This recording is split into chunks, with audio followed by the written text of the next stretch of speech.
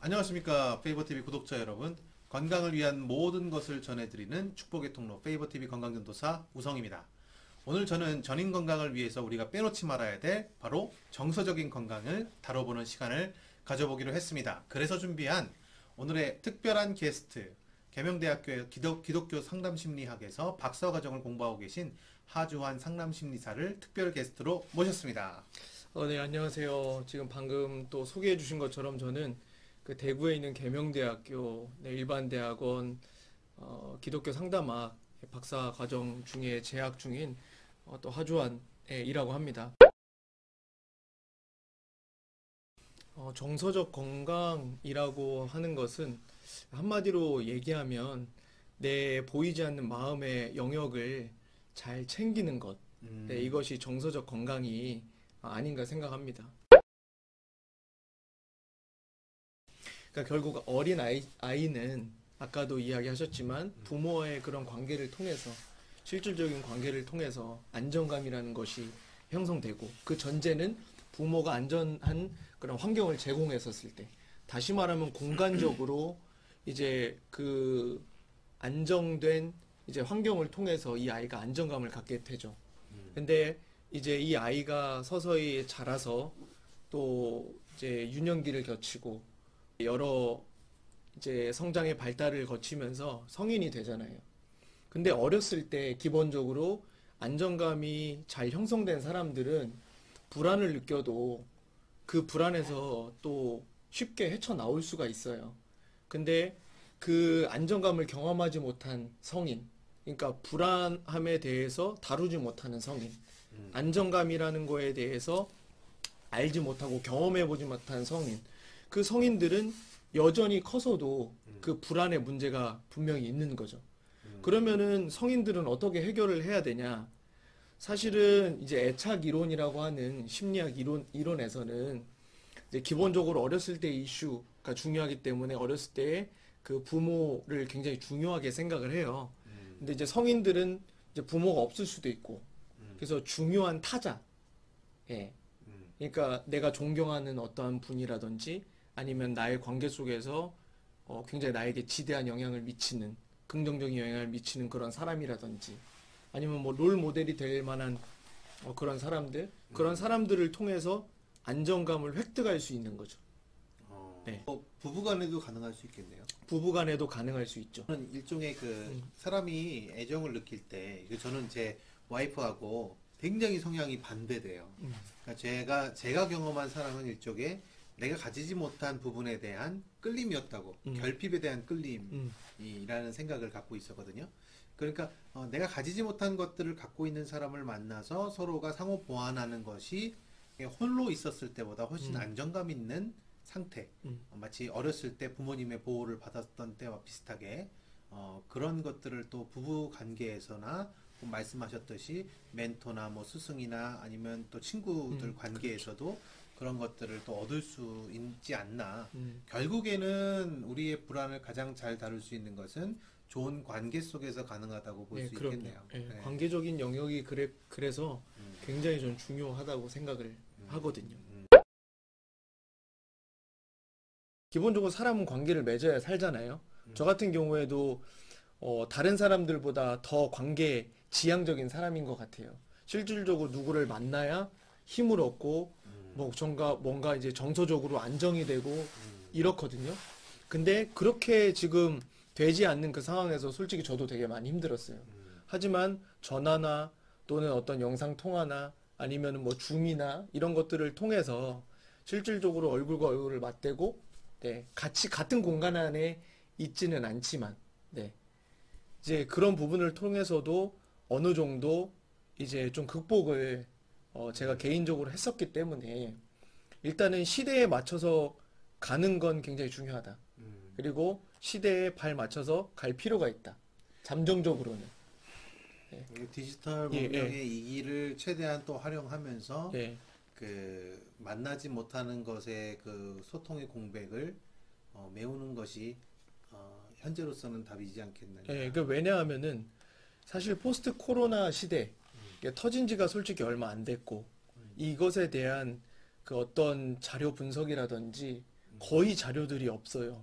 사실 전문가들이 네. 하는 얘기가 다 거기서 거기거든요. 예, 그렇죠. 네. 그 이유가 사실은 특별한 대안책이 없거든요. 모두가 네. 처음 겪어보는 처음 상황이죠. 겪어보는 것이기 네. 때문에 그래서 일단은 이 시대에 맞춰 가면서 지금 말씀하신 것처럼 이런 디지털을 활용해서 맞춰 가면서 또 이 안에서 우리가 함께 머리를 싸매고 고민을 해보자는 거죠.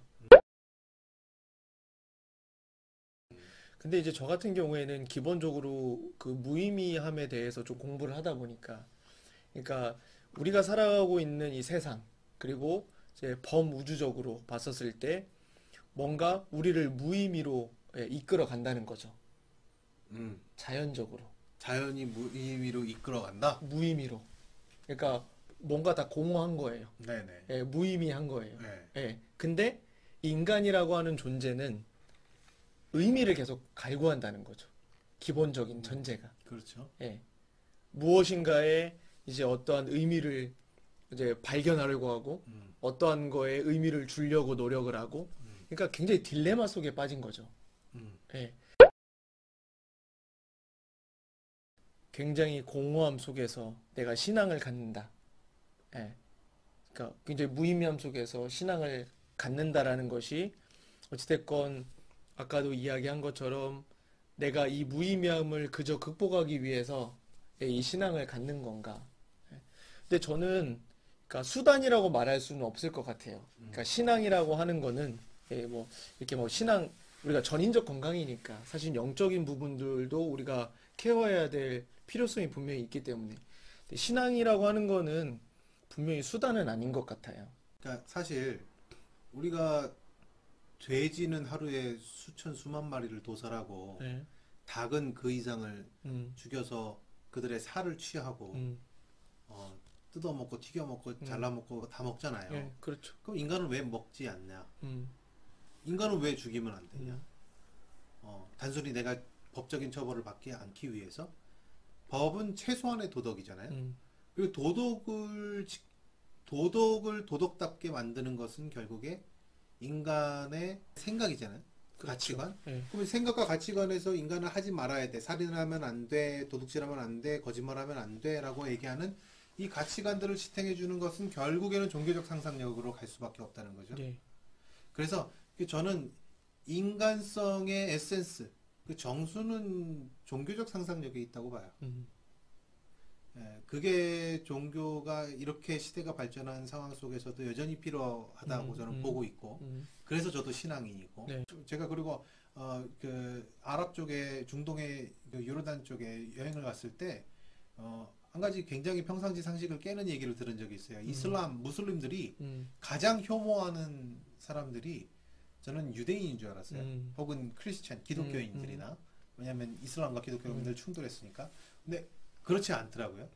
그러니까 같은 요르단 안에서도 크리스찬도 살고 무슬림도 살아요.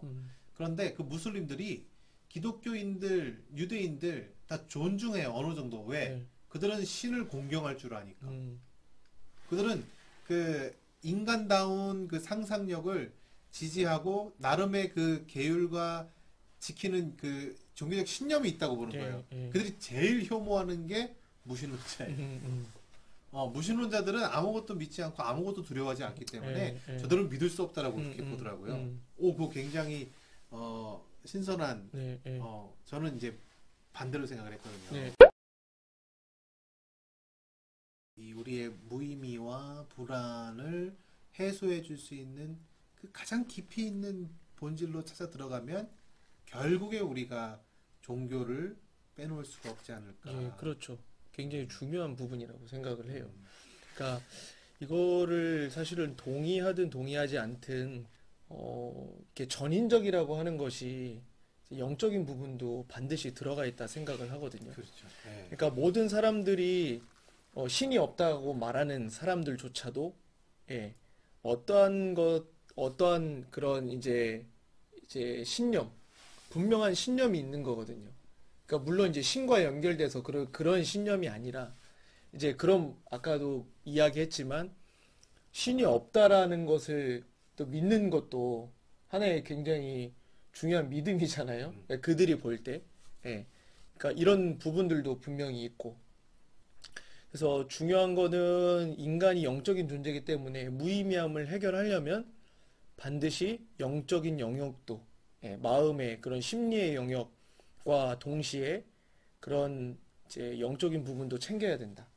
그래야 어느 정도 완전히 이 무의미함의 문제를 해결할 수는 없지만 그래도 이제 이런 영적인 부분을 통해서 해결해 나갈 수 있다.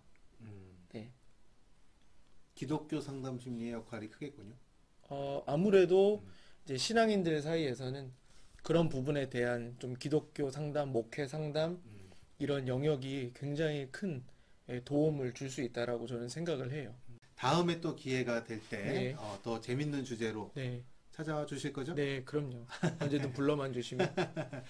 네, 약속을 받았습니다. 그러면 다음 시간에도 우리 하주환 상담 심리사님과 함께 또 정서적인 건강에 대한 또 흥미로운 주제를 갖고 여러분 찾아뵙겠습니다. 다음 시간에 뵙죠. 네. 안녕히 계십시오.